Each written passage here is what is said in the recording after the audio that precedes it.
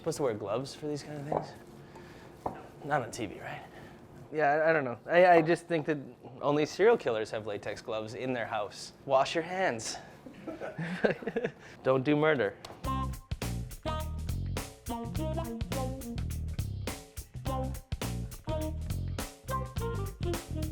I'm Matt Abergel from Yardbird, Hong Kong, and we're gonna make a Katsu Sando. The onions just need to be fine. They don't need to be perfect. We're gonna actually just chop them like pretty rough.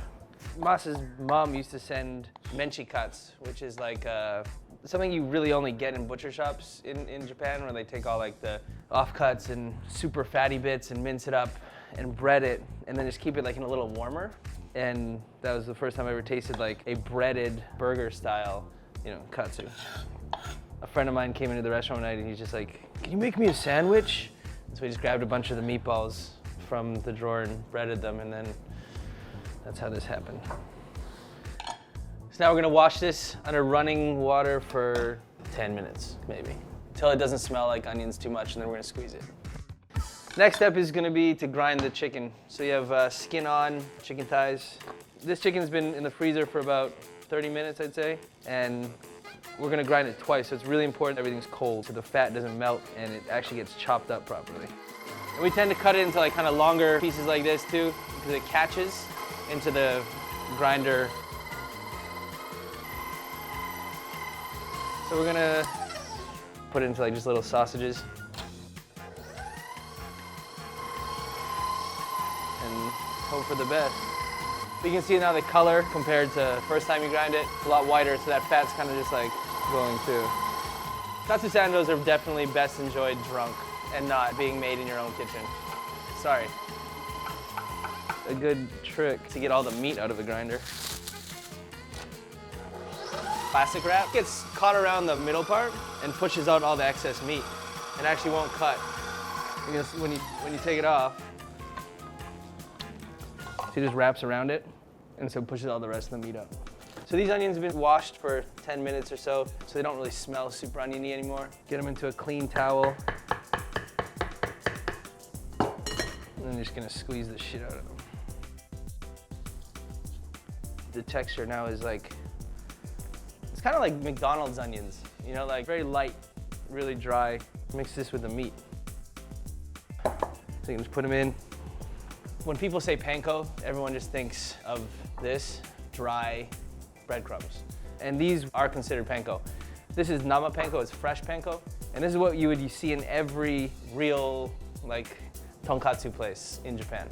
And there's different sizes, so you can see kind of like the actual size of the crumb is it's big. It makes a big difference, obviously, for the texture when you're frying it, but also inside, because it doesn't have that grainy, dry feeling.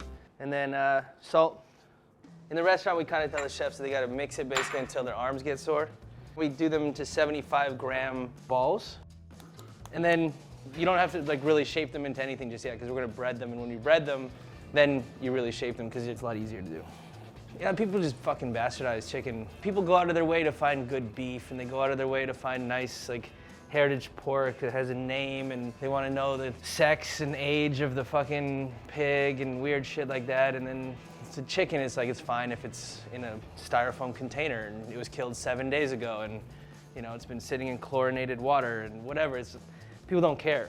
Most people never actually tasted chicken that is killed within 2 days of when they're consuming it. The most important thing for us is just trying to treat chicken with the same kind of mentality as every other meat. I'm gonna put that back in the fridge, wash our hands again. So we have eggs, flour, and the fresh breadcrumbs. When you're doing a lot of these, the easiest way is probably just to bread everything, or to just get all the dry first. So this hand's still dry. So the idea is trying, and this never works, you always get confused. Fuck, which hand did I just put in there? I don't know. So we're gonna put a little bit, just the breadcrumbs down.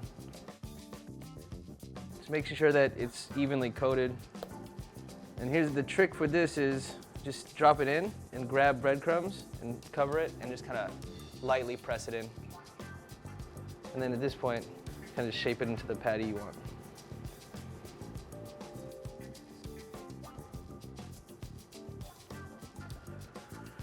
See, I just forgot which hand I used. It's real. It's real. All right. Next, we're gonna cut cabbage, compost the outside, and then we're just gonna cut. Try to cut it as thin as possible.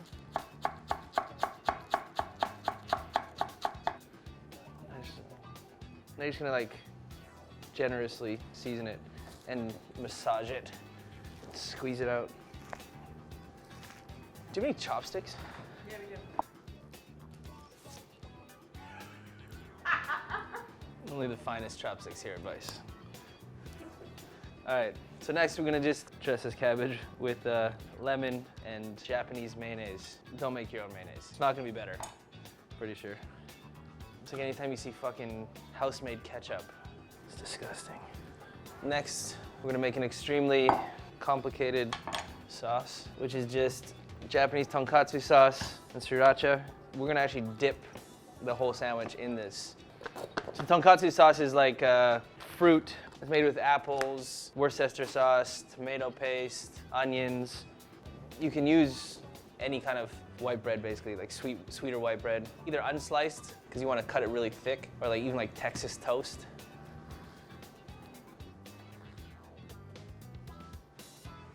So before we fry, we're just gonna get them in here a little bit, just to get a few more pieces stuck. And you're gonna kind of dimple the middle and reshape them however you want. Slightly square circles with like a little dimple in the middle there. You want to make sure that you're getting like nice crunchy outside and the inside's actually cooked. So we're gonna take these out.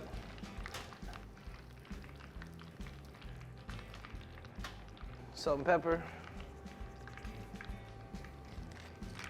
And then we're gonna start toasting the bread. You just want to have like a little bit of a protective layer for the sauce to kind of not mush it up. And then we're gonna dip them and build the sandwich. People might be weird about dropping fried things into liquid, but this sandwich is not about crunch, really. These breadcrumbs are gonna soak up that sauce. It's gonna give a nice kind of layered flavor. Then just get the coleslaw or the cabbage. Just gonna throw it on top. So just outside the crust there, and press it down a little bit, kind of like around it. So yeah, you kind of just look where the sandwich isn't, and just try not to cut through the sandwich itself.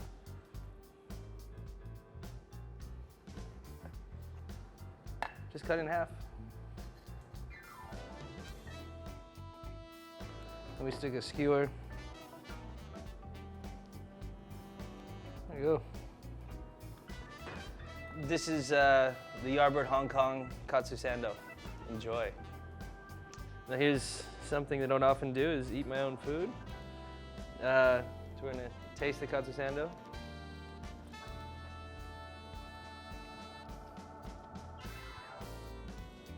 It's sweet, salty, crunchy, hot. All those things. Cabbage, bread. What else am I fucking saying? I don't know, just keep on eating.